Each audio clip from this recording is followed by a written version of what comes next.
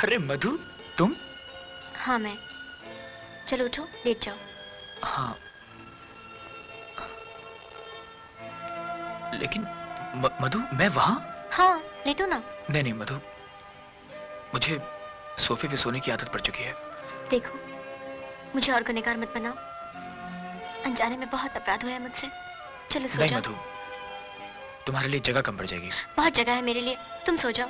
लेकिन तुम्हें मेरी कसम। लेकिन मधु, तुम ये सब क्या कर रही हो? अरे मधु, तुम ये क्या कर रही हो?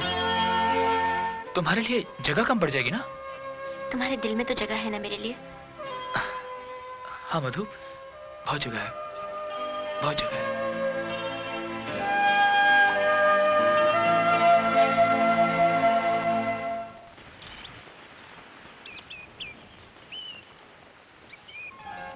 ये लो। बस भाई, 2 टोस्ट तो खा चुका, तुम खा लो। लो मैं खिलाता हूँ। चलो मुंह खोलो। अच्छा खाती हूँ। पहले ये बताओ कि तुम घर कितने बजे आओगे? भाई 6-7 बजे। जल्दी नहीं आ सकते?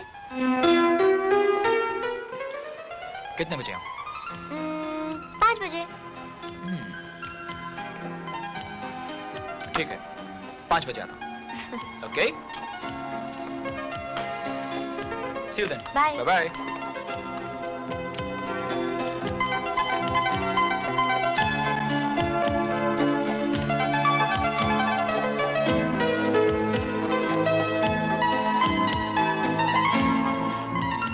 ये क्या कोई नया नाटक है बेबी? आपको तो सब कुछ नाटक ही दिखता है, सच्चाई नहीं दिखती। इस छोकरी का कुछ पता नहीं चलता कि कब क्या करेगा। क्या कहा? साहब ऑफिस से निकल चुके? Oh wow! आवाज क्यों बंद हो गया? चिल्लाओ और जोर से चिल्लाओ। तुमको तो खेलने का वास्ते खिलौना मांगता है ना, खेलो उस बेचारे का साथ में। ये लो, आजकल लगता है किसी को और कोई काम ही नहीं है। बस मधु को ढूंढो और शुरू हो जाओ लेक्चर देने के लिए। तुमको कितना भी लेक्चर दो कोई फर्क नहीं पड़ने वाला। तुम्हारा भेजा का अंदर भूसा भरा है। हाँ हाँ, मेरे दिमाग में तो भूसा है, कचरा है। खुश हो गई तसल्ली? हमको तसल्ली से क्या होगा, तुम अपना फिक्र करो। सारा घर वालों को झूठा बना दिया।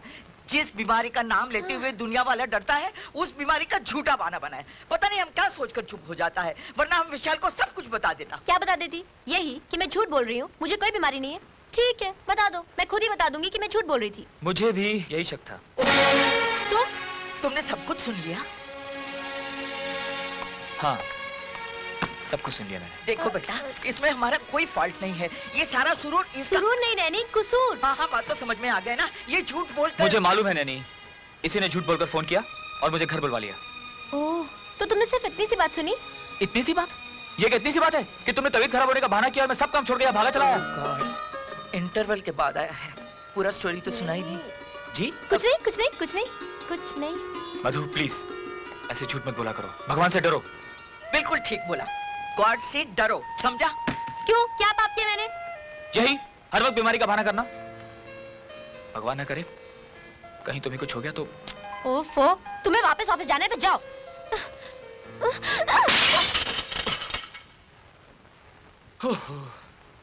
ओके बाबा, ओके।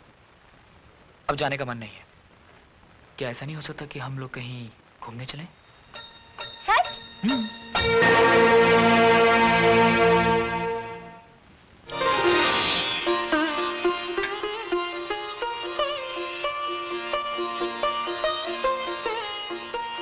अरे बहू, सदा सुहागन रहो। कितनी प्यारी लग रही है मेरी बहू। मेरी उम्र भी तुम्हें लग जाए। नहीं माँ जी, ऐसा मत कहिए। आप हमेशा सलामत रहें। आपका साया हमेशा हमारे सर पे रहे। बेटी। माँ जी, आज मुझे आपके आशीर्वाद की बहुत जरूरत है। मेरा आशीर्वाद तो हमेशा तुम दोनों के साथ है बेटी। मैं नर्वस क्यों हो रही हूँ? क्या कहा बेटी? जी जी कुछ नहीं, बस यूं ही।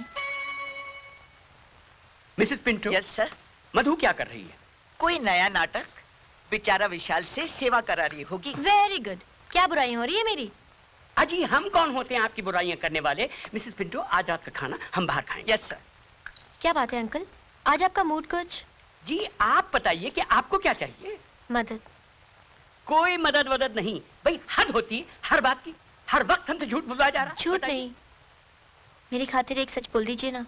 कौन सा सच? विशाल को सच बता दीजिए। क्या? यही कि मुझे कोई बीमारी नहीं है। तो आपने सच बताने का फैसला कर लिया। जी। वेरी गुड, ये तो बहुत अच्छा बात है। ठीक है, तो बता दीजिए। नहीं, आप बता दीजिए ना। जी नहीं, ये खेल आपने शुरू किया था, आप ही इसको खत्म करेंगे। ठीक है।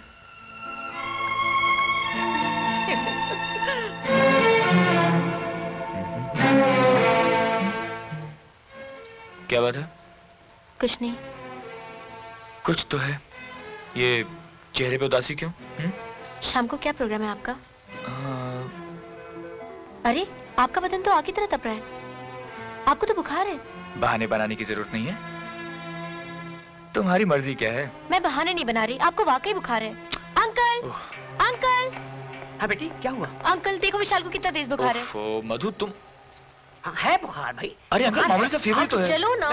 But uncle it's very minor. बैठो ना। ओह मधु, मधु तुम तो बस कमाल करती हो। लेटो। अंकल मेरी बात समझने की कोशिश तो कीजिए। Eyes open. But uncle I am absolutely fine. Mouth wide.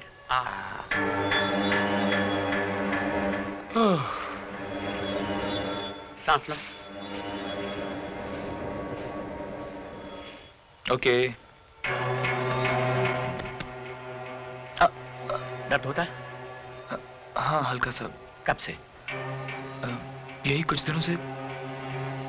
Nurse, immediate x-ray and blood test. Yes sir.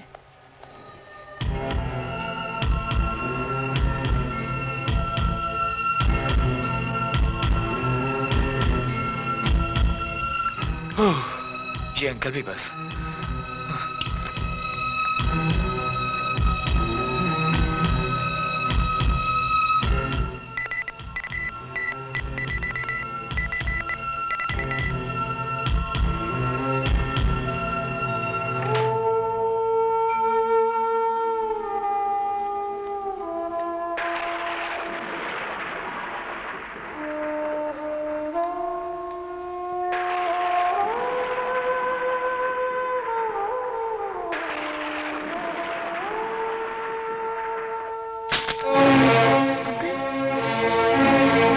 Report मिली, क्या लिखा है उसमें?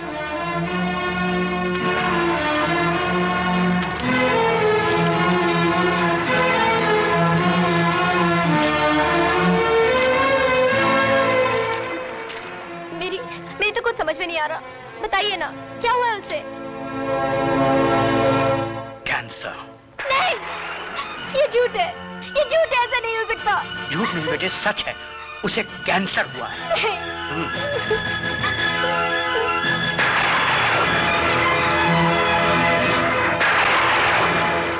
मिस्टर विशाल, अब आपकी माता जी बिल्कुल ठीक हैं। अब उन्हें कोई बीमारी नहीं है। अब यकीन आया बेटे।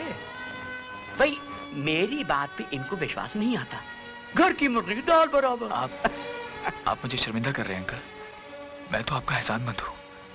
माँ को ठीक करके आपने मुझे नई जिंदगी दी है। ऐसा लगता है जैसे जैसे मुझे दूसरा जन्म मिला हो। ऐसा नहीं हो सकता। मैं ये कपड़े नहीं पहन सकती। आप जानती हैं कि विशाल को क्या बीमारी है, फिर भी आप चाहती कि मैं सच सवर के बैठूं? मुझे मालूम है बेबी, लेकिन हमको ये सब क्या पता। ये तो माँ जी ने कहा है। माँ ने? हाँ। लेकिन क्यों? इसलिए कि आज करवा चौथ है। ये वो व्रत है जो हर सुहागन अपने पति की सलामती के लिए रखती है और उसकी लंबी उम्र के लिए प्रार्थना करती है। हाँ हाँ, क्यों नहीं करेगी। मधु अपना पति का जिंदगी का वास्ते ये कपड़ा पहनेगी। क्यों मधु? पहनेगी ना? हाँ माँ जी, मैं उनकी जिंदगी के लिए कुछ भी करूंगी। प्रार्थना करूंगी कि उन्हें मेरी उम्र भी लग जाए।